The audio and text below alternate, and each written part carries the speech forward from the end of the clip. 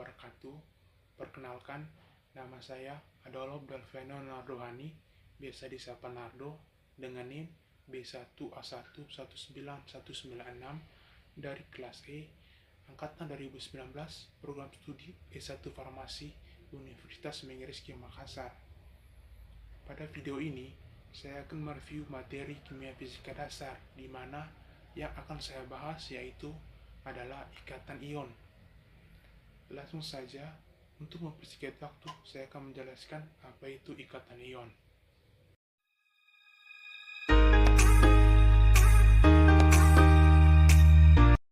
Ikatan ion. Ikatan ion adalah ikatan antara ion positif dan ion negatif. Atom yang melepaskan elektron akan menjadi ion positif. Sebaliknya, atom yang menerima elektron akan menjadi ion negatif. Senyawa ion yang terbentuk dari ion positif dan negatif tersusun selang-seling membentuk molekul raksasa. Ikatan ion ini terbentuk melalui proses serah terima elektron.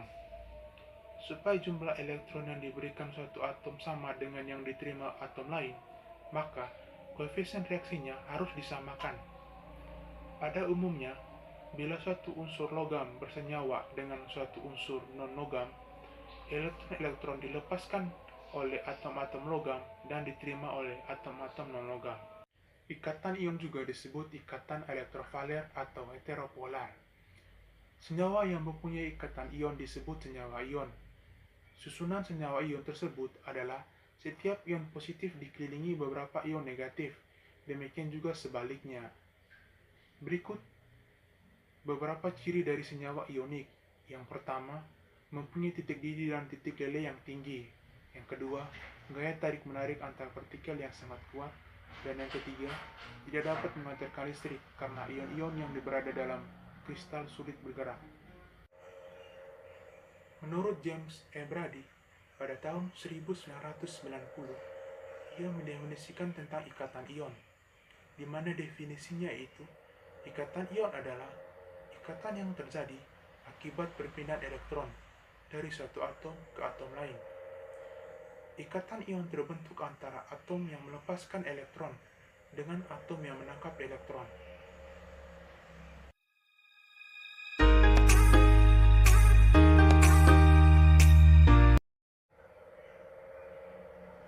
Ciri-ciri atau sifat dari ikatan ion. Keberadaan ikatan ion mempengaruhi sifat kimia dan fisika dari senyawa yang dihasilkan. Ada beberapa karakteristik yang menjadi dari ikatan ion.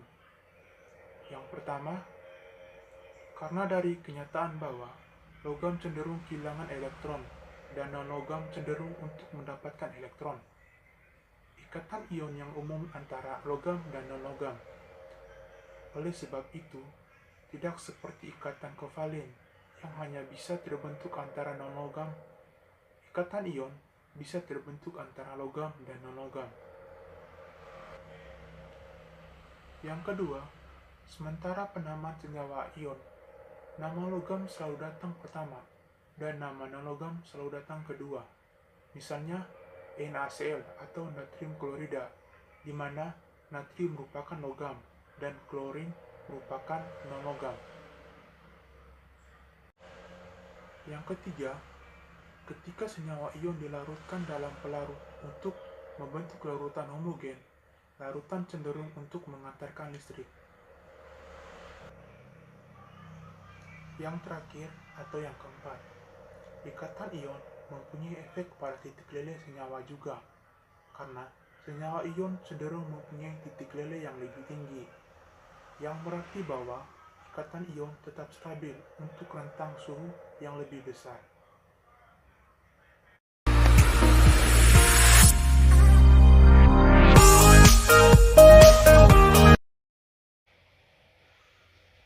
Yang berikut adalah syarat terjadinya ikatan ion. Syarat terjadinya ikatan ion adalah suatu atom yang mampu melepaskan elektron tanpa memerlukan banyak energi, dan atom yang lain mampu menerima elektron. Contoh dari syarat terjadinya ikatan ion yaitu bisa dilihat pada gambar di samping.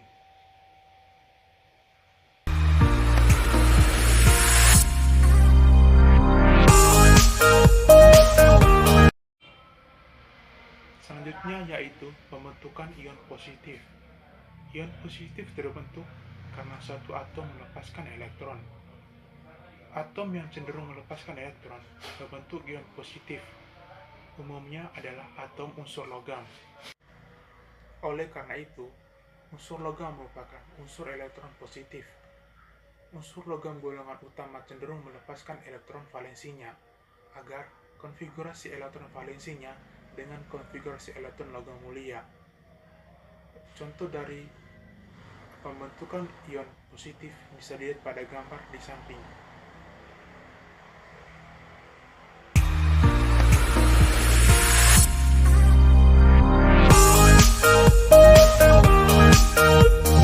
Baik, selanjutnya yaitu pembentukan ion negatif. Di sini, ion negatif terbentuk karena adanya suatu atom menerima elektron. Atom yang cenderung menerima elektron umumnya adalah atom unsur non-logam. Unsur non-logam cenderung membentuk ion negatif, sehingga unsur non-logam disebut unsur elektronegatif dan mempunyai afinitas elektron yang besar. Secara umumnya yaitu, banyaknya elektron yang diterima oleh unsur non-logam adalah sebanyak kekurangnya agar sesuai dengan konfigurasi elektron gas mulia terdekat. Untuk contoh dari pembentukan ion negatif bisa lihat pada gambar di samping.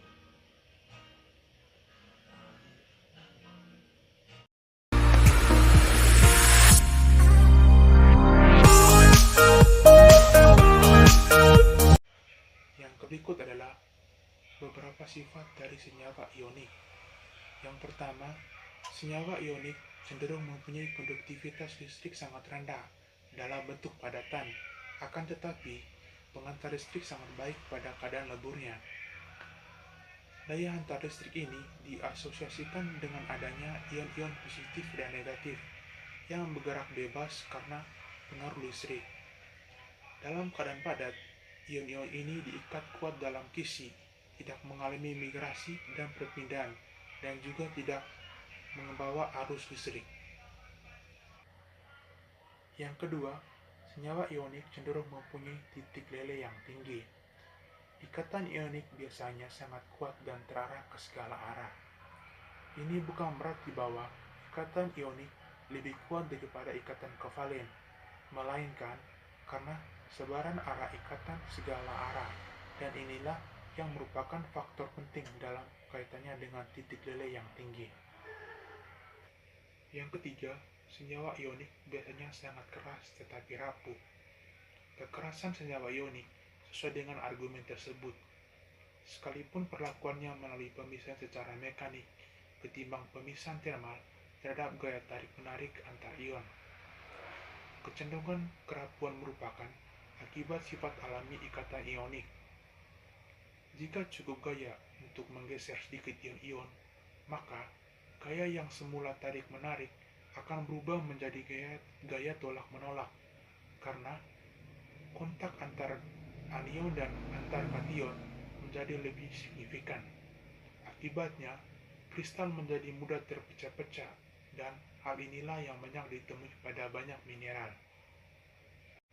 Yang ketiga, senyawa ionik biasanya sangat keras tetapi rapuh. Kekerasan senyawa ionik sesuai dengan argumen tersebut, sekalipun perlakuannya melalui pemisahan secara mekanik ketimbang pemisahan termal terhadap gaya tarik-menarik antar ion. Kecenderungan kerapuhan merupakan akibat sifat alami ikatan ionik. Jika cukup gaya untuk menggeser sedikit ion-ion, maka gaya yang semula tarik-menarik akan berubah menjadi gaya tolak-menolak, karena kontak antar anion dan antar kation menjadi lebih signifikan. Akibatnya, kristal menjadi mudah terpecah-pecah, dan hal inilah yang banyak ditemui pada banyak mineral. Dan yang terakhir, yaitu yang keempat, senyawa ionik biasanya larut dalam pelarut polar dengan permitivitas atau ketetapan di elektrikum yang tinggi. Semakin tinggi suatu permitivitas pelarut, semakin besar pula pengaruhnya.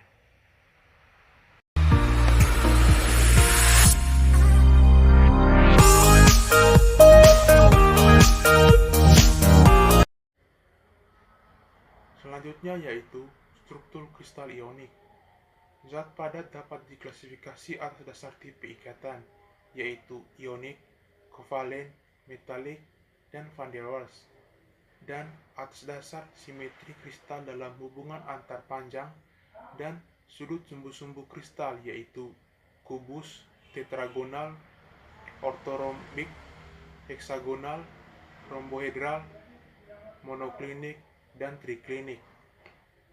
Klasifikasi kristal atas dasar tipe ikatan berdasarkan pada sifat-sifat antara listrik, kekerasan, titik lele, dan sebagainya sesuai dengan sifat-sifat kimiawi atom-atom yang terlibat.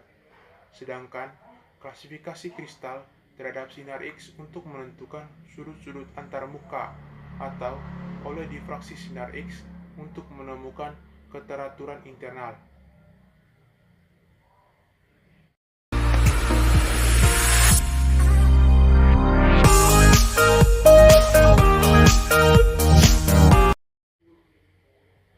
Yang berikut, kisi kristal senyawa ionik. Senyawa ionik berupa padatan dan tataan ion-ion dalam kisi kristalnya dapat diperlakukan seperti kemasan pada logam. Pada umumnya, anion mempunyai ukuran lebih besar daripada kation, sehingga anion-anion membentuk sebuah kemasan, dan kation terselip di dalam rongga-rongga antar anion yang disebut interstisi.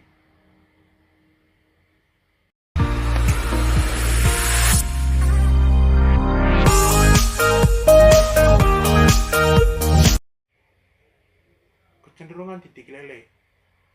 Ikatan ionik adalah hasil gaya tarik-menarik satu ion dengan ion-ion berlawanan muatan di sekelilingnya dalam kisi kristal.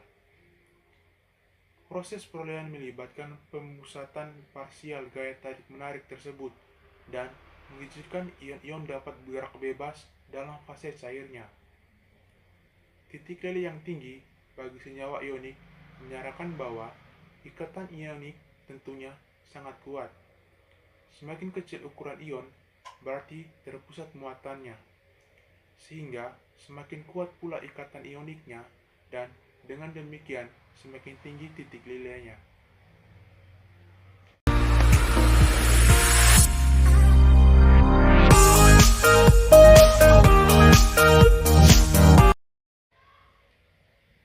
Polarisasi dan kovalensi.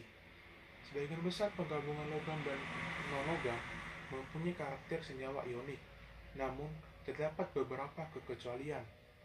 Kekecualian terjadi apabila elektron terluar dari anion tertarik begitu kuatnya ke arah kation, sehingga mengakibatkan terbentuknya ikatan kovalen hingga derajat kovalensi tertentu.